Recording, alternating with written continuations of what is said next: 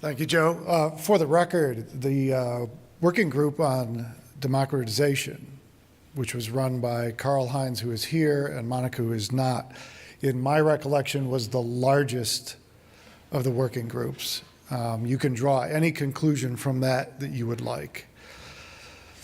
Our charge given to us by Joe and Brad was threefold. How are we going to make simulation software available to anyone who could benefit from using it? How are we going to make it available to them so they could actually reap the benefits?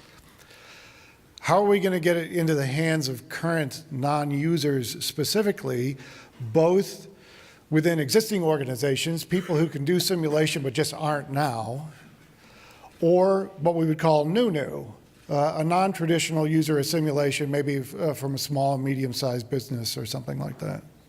The third thing we were told to do was address simulation's ease of use issues, of which there are many. So that was our charge. That's what we started with.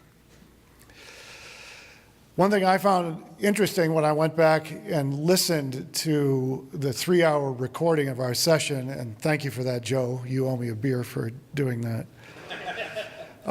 was that our session overlapped the topic area of at least 3 other breakout sessions. Confidence, which is solution governance, because we're talking about getting non-traditional users involved in using simulation, and how are we going to make sure they're doing things right.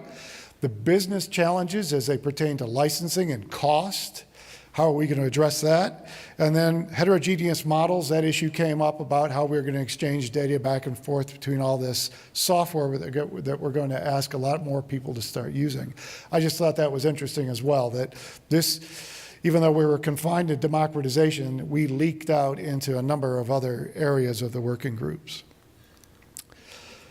This was our vision, and we wrote the vision in terms of the stakeholders that we could identify for people who were going to be democratized into using simulation. First, customers, whether they know it or not, they're going to be the beneficiaries of using products that have been optimized in any of a number of different ways. Either they get them earlier, they perform better, they're lower cost.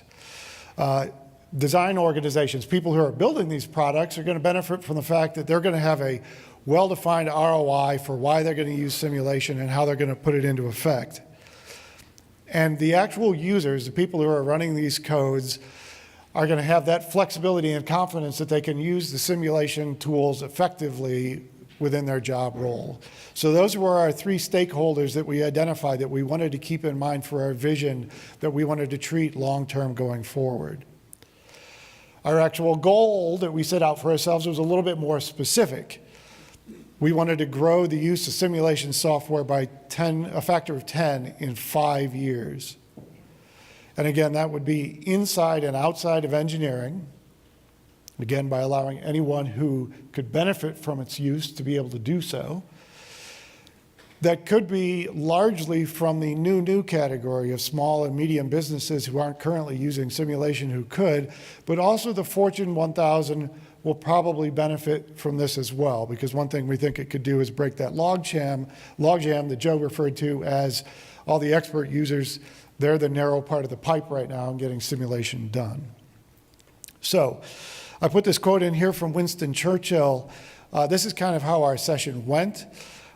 You may take the most gallant sailor, the most intrepid airman, and the most audacious soldier. You put them at a table together, and what do you get? The sum of their fears. And that's how our session went when we started looking at the issues of, oh my God, we're going to let all these other people start running simulation. And those issues that we identified go something like this. When you take simulation to a current non-user, the replies you get fall into a number of different categories. Hey, what we're doing now is working. Why do I need to run this? We do physical testing. We run Excel. What do you mean we don't do simulation? And then the classic, which is, we'll just make the part thicker. There's a lot of people who that's the resistance from current non-users, because they don't know the things at the bottom half of that slide. They don't know what simulation can do for their product, and they don't know what simulation can do for them personally and professionally in their career. It costs too much.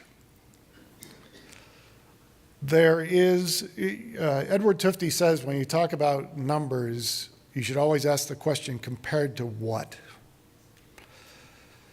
This is a place where this breaks down. Joe Dunn, I think from Onshape, said, look, it's not very hard. Simulation costs too much in an absolute sense, especially for new entrants. You know, we were tossing around the number of $30,000 for a license of Fluent or whatever.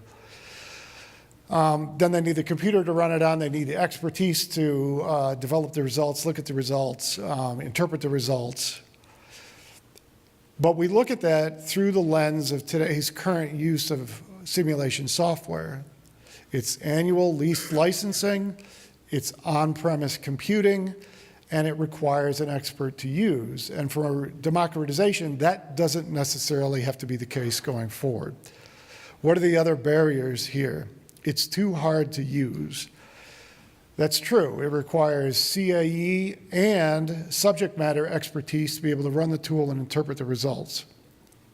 Something that came up in the original Assess Summit in 2015, not the Congress in 2016, was we don't present typically simulation results in the user's language. We present them in our own language that requires a user to interpret them. Other things that are problems with ease of use is everyone fears non-experts running simulation. My God, what are they going to do with this? And how are they going to be able to interpret the results? Will they be reliable? So that's the issue of complexity. The problem is that we've made the process complicated, and those are two different things. If we can make the process less complicated, it might be more amenable to democratization, because general purpose tools are the problem. You know, people only use 10% of Microsoft Word. Well, that's equally valid for simulation software. And from the unsexy stuff portion of the presentation, and I don't recall who's doing that, there's a lack of verification and validation going on that goes back to trust of results. Then there are the unknown unknowns, is that once you get organizations who aren't traditional simulation users, they don't know and are prepared for some of the challenges that are facing them. Their workflows are going to need to change to get simulation further upstream in the process, to allow non-traditional engineers, non-traditional analysts to be able to apply it. All the data that they're going to generate, how they're going to represent it, how they're going to manage all that data, they don't know what's coming there. That's a significant challenge for simulation. At data exchange, the fact that data exchange is problematic is almost cliche at this point. But these are the things that the non-traditional user, the person who's going to benefit from democratization, they don't know this is coming. It's an issue that has to be addressed. So our next steps. The first thing we needed to do is make sure that we communicate properly simulation success stories, the technical successes to casual and expert users, both, but also the business successes. And I stole this from one of Joe's slides, which is simulation is the key enabler to increase competitiveness. We need to sell this story to the C-suite so they know what's coming when there's a proposal to say we want to double the number of engineers who are currently using simulation at your site. Appification is on here because that was easily identified as one of the key benefits or key enablers to democratization, to be able to present simulation in a way that's focused on the user's application and presents results in terms of their application. So there are early success stories that we would need to promote as well. We want to expand the implementation and proliferation of appification. And how do we get all these different simulation apps to talk together in terms of frameworks and facilitate that even more? And then there was a part of our roundtable discussion was how can we make simulation even simpler to improve ease of use? Someone said invisible mesh generation, which I included on this slide because mesh generation. Third thing, cost. When we finalized our discussion and this issue bubbled up to the top, there was not just an audible groan in the room because of its controversy. There was gnashing of teeth and tearing of garments. It was that bad. So these are questions that need to be resolved, maybe by this group, maybe by the Assess Initiative, is what exactly are the main issues with respect to cost? Is it the upfront cost as a barrier to entry? It's too expensive relative to what? Make that ROI proposition so that you can say, yes, you pay now, but you'll get something back in the return. What about total cost of ownership? The total installed cost and maintenance and development of expertise and the hardware and all that. And how do other business models, and by that I mean software licensing, how do they reduce these barriers and enable democratization from a broader scale? These are questions here, not conclusions, because as a group, we really couldn't reach a conclusion on our own either. So that's the end of the formal presentation. The clock says I have 4 minutes to address your questions. Be warned, I was representing the results of the conversation from the working group. If you ask me a question, you'll get my personal opinion. Peter? Just curious, what domain represent? Can you stand up if we get a mic to you? Yeah. So I'm just curious, what domains were? This was the same conversation 30 years ago, and it was all structural analysis, vibration, kinematics, dynamics, people there. And I'm wondering if it was the same for usability and manufacturing and cost. What were the simulation domains that were in the group that you had? Well, I can't speak for all the participants, but fluid dynamics was represented, architectural design and simulation was in there as well. And systems modeling was represented as well. So it was a broader range of domains on purpose. Any other questions? Mark? Mark, can you stand up and we'll get you a mic? I totally agree with you. I think everyone in the room will probably agree with you. I get a microphone. The major problem is it's not really taught in engineering schools. It's not taught in architectural schools. It's not taught. So if you don't, and then when they go into work, the people they're working with aren't using them either. So all this is great, but the reality is that you need to change this curriculum and to change the software and to make sure that the people in college learn these skills as part of the process. It's almost like learning mathematics without calculus, to us. But unfortunately, it just seems that you're fighting the complete lack of integration at an early level. Can I disagree with you a little bit? Yeah. From our standpoint, which is fluid dynamics, we've seen a large growth in the use of simulation technology at the undergraduate level. So they are coming out with experience, not expertise, in using some of these tools so that they're aware of some of the issues. On the issue of whether they actually need to know the tool when they come out, my personal opinion is we don't need students coming out of school with skills. Skills is something we can teach. I personally want them to come out with aptitudes, the ability to learn, and that core fundamental understanding of the domain expertise, the fluid dynamics. We can teach them the tool. What we need to do is package the tool in a way that a professional engineer who's not a daily, everyday analyst can actually run and interpret the results.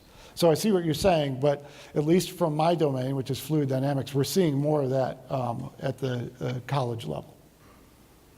I think listening to several people and the end users that I've talked to over the years, there is a desire for graduates to come out with more understanding of how to use finite element methods, CFD methods, how to use systems engineering, how to use different techniques. And there is a mismatch currently in most universities. They're working on it, it's improving, but what we want to have them come out with for the skills is not what they're coming out with. There's a great online essay that was published by Professor Lorena Barba on Medium a couple weeks ago called Developing a Sense of Computational Thinking.